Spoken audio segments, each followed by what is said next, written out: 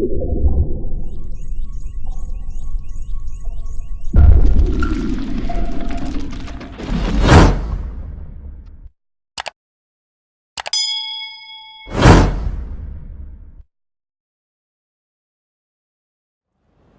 find, as I said earlier, that it is a unique world.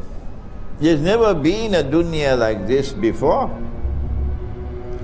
And the most puzzling thing about this dunya today, and I have to speed up a little bit now, is that there is an actor at work on the stage of the world. And he is an actor who seems to have come out of nowhere. We had great civilizations. Babylon was a great civilization.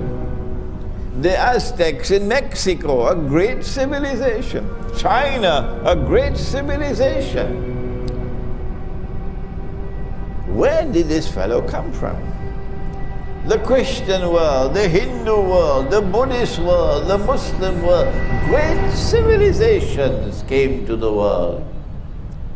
And then suddenly, out of nowhere, an actor appears. And he takes control of the world.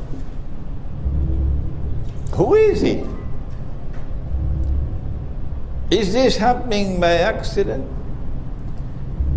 He has a power that none can resist. He brings a scientific and technological revolution which, when applied to military science, gives him unprecedented power. No longer is he dependent on the wind for a ship to sail. No. He now has nuclear-powered ships. He doesn't travel by horses anymore. He has mechanical transport on land. He has motor cars. He has trains to take goods a long distance, which yesterday was camels. This fellow even travels in the sky. We never had it before. He has an aeroplane that flies in the sky. He doesn't need a sword anymore to fight. He can kill you from a distance. Huh? Strange. He has unprecedented power, military power. But unlike Zulqarnain, who had faith and who used power, Surah Al-Kahf? Huh? Surah Al-Kahf? You must shake your head a little bit. Surah Al-Kahf. Zulqarnain used power to punish the oppressor and to bring relief to the oppressed. And Zulqarnain used power to help those who have faith and who are righteous in conduct, and to reward them. But this fella is the opposite of Zulqarnain. This fella is essentially godless, essentially godless. And he uses his unprecedented power to oppress like no oppressor has ever been. And he uses his unprecedented power to target those who have faith and who are righteous in conduct.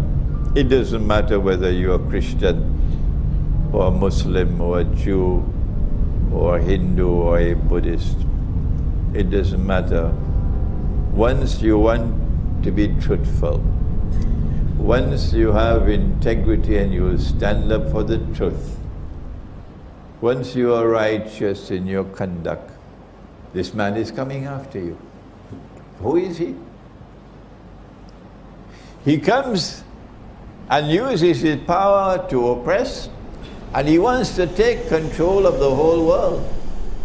In Mr. Putin's beautiful expression, Vladimir Putin, the Russian president, he said about this man, he has imperial ambitions, which is very dignified language. He wants to rule the world. This fellow embarks upon an effort to rule the world, but we find him moving through 3 stages, and I gave this lecture right here in this surah just before Ramadan. And Allah spoke about it in the Quran in Suratul Mursalat. Allah says, Intaliku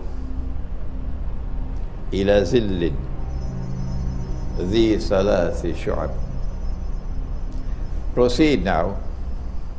The world now proceeds to a shadow which will manifest itself in 3 stages. In Akhiru Zaman. It was not possible for anyone to interpret this ayah until the world experienced Pax Britannica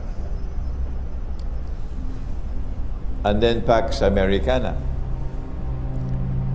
You cannot explain Pax Britannica with any of the tools of political analysis. No. No. You cannot explain the passage from Pax Britannica to Pax Americana using the tools of normal political analysis. No. Not at all. The passage from Pax Britannica to Pax Americana and the role of the Bretton Woods Accord and the emergence of the International Monetary Fund, which meant goodbye to His Majesty the sterling pound. Goodbye to Britain. Goodbye to Pax Britannica. And now it's time to say goodbye to the US dollar. But if you are studying the subject from eschatology, you would know that Brexit means goodbye to the euro as well.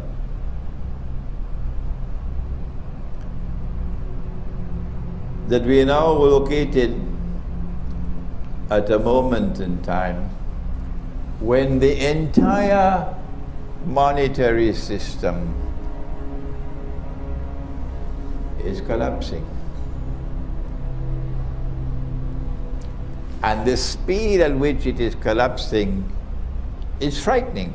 I don't know the speed, but I have a friend, I don't want to reveal his name.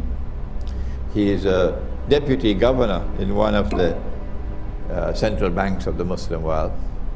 He might listen to this lecture, so let me be careful with my language. And my friend shared with me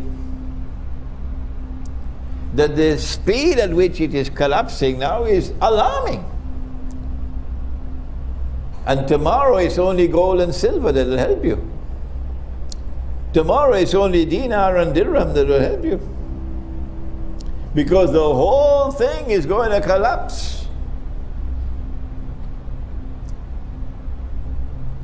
And Pax Americana will give way to Pax Judaica. How did we know this? How did we know this?